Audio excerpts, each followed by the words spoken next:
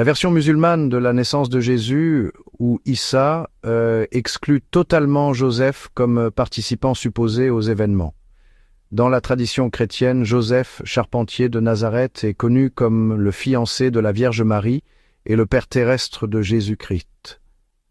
Son rôle est significatif dans les évangiles, notamment dans les récits de la naissance et de l'enfance de Jésus.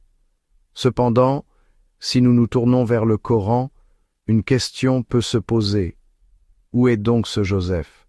Et pourquoi n'y a-t-il aucune mention de lui? Dans le Coran, Joseph, l'époux de Marie, n'est effectivement mentionné d'aucune manière.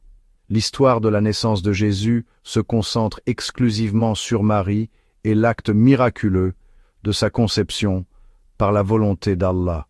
La sourate Maryam décrit comment l'ange est apparu à Marie, lui annonçant la naissance d'un fils qui deviendra prophète. Dans cette histoire, il n'y a pas d'homme, ni mari, ni fiancé. Cette absence est remarquable, compte tenu de la mentalité des Arabes de l'époque. Il aurait été difficile pour les prédicateurs de la nouvelle religion de convaincre les Arabes, réputés pour leur entêtement, qu'une femme portant l'enfant d'un autre homme puisse être prise en charge, et même épousée, par un autre homme. Dans la société arabe pré-islamique, une femme qui donnait naissance à un enfant hors mariage perdait toute valeur sociale. Marie, se retrouvant avec un enfant sans mari, serait logiquement devenue un paria, sa réputation aurait été détruite, et aucun homme ne l'aurait prise pour épouse.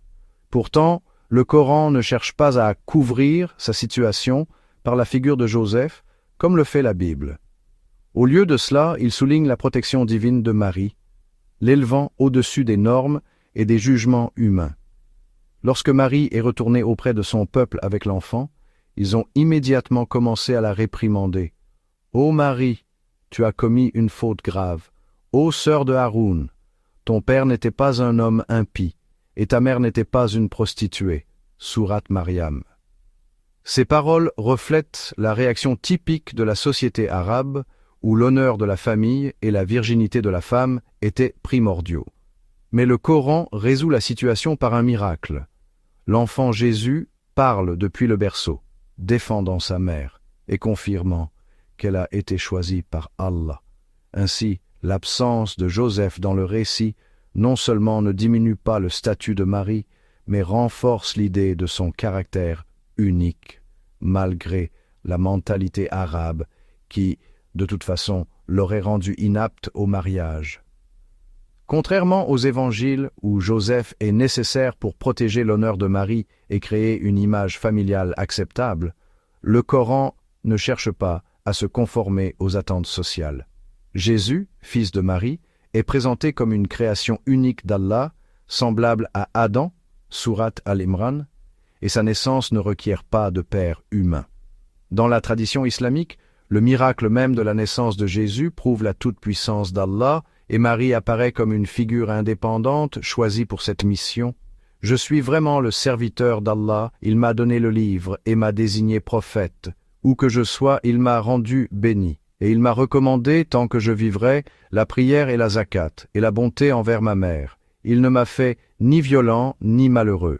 Et que la paix soit sur moi le jour où je naquis, le jour où je mourrai, et le jour où je serai ressuscité vivant. » Ce sont les paroles prononcées par l'enfant Jésus pour laver l'honneur de sa mère et la protéger de la colère de ses congénères. Joseph, si important pour le récit chrétien, n'est pas nécessaire dans le Coran. Son rôle ne s'intègre tout simplement pas dans le tableau théologique où les conditions terrestres cèdent la place au dessein divin. Qu'a fait Marie après la naissance et jusqu'à la mort présumée de Jésus? Le Coran ne fournit pas de chronique détaillée de la vie de Marie après la naissance de Jésus et jusqu'à sa mort présumée ou son ascension selon la version islamique. Après l'épisode de la naissance et de l'intercession miraculeuse de l'enfant Jésus, elle n'est pratiquement plus mentionnée. Le Coran mentionne que Jésus, ou Issa, est devenu prophète, a prêché à son peuple et a reçu la révélation sous la forme de l'Injil, l'Évangile, mais il n'y a aucune indication directe sur le rôle de Marie à cette période. Contrairement à la tradition chrétienne, où Marie apparaît à des moments clés de la vie de Jésus, par exemple au pied de la croix, le Coran se concentre sur la mission de Jésus plutôt que sur sa vie familiale. Dans la théologie islamique, on considère que Jésus n'est pas mort sur la croix, mais qu'il a été élevé au ciel par Allah, sourate An-Nisa. Le Coran ne dit rien du sort de Marie après cet événement. Certaines traditions islamiques, tafsir, suggèrent qu'elle a vécu modestement et pieusement, restant sous la protection d'Allah, mais cela n'est pas directement confirmé dans le texte coranique.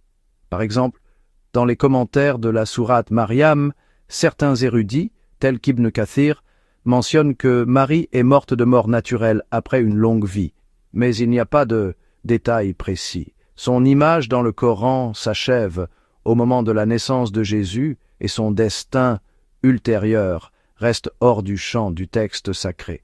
Et vous, que pensez-vous de l'absence de Joseph dans le Coran? Joseph, l'époux de Marie dans la tradition chrétienne, est totalement absent du Coran. Il n'apparaît ni dans le texte, ni dans le rôle de justification de la situation de Marie vis-à-vis de la société. Compte tenu de la mentalité arabe où une mère célibataire perdait toute valeur, cela rend l'histoire de Marie encore plus étonnante. Elle n'a pas besoin d'un époux terrestre pour être vénérée, car elle est protégée par Allah lui-même. Après la naissance de Jésus, le Coran ne décrit pas en détail sa vie ultérieure. Elle semble se dissoudre dans l'ombre de la mission de son fils, demeurant un symbole de pureté et d'élection divine. Joseph semble être resté hors champ, inutile, dans cette version du drame moyen oriental. Ce serait une erreur de penser que le marketing n'a commencé à se développer activement qu'au début du XXe siècle. Le marketing a joué un rôle considérable dans la diffusion de deux sectes du judaïsme que nous connaissons sous le nom de christianisme et d'islam. Les spécialistes du marketing ont réalisé un travail colossal d'adaptation des textes sacrés pour les représentants de différents peuples, de sorte que les textes se sont harmonieusement intégrés à la mentalité et aux mœurs des croyants.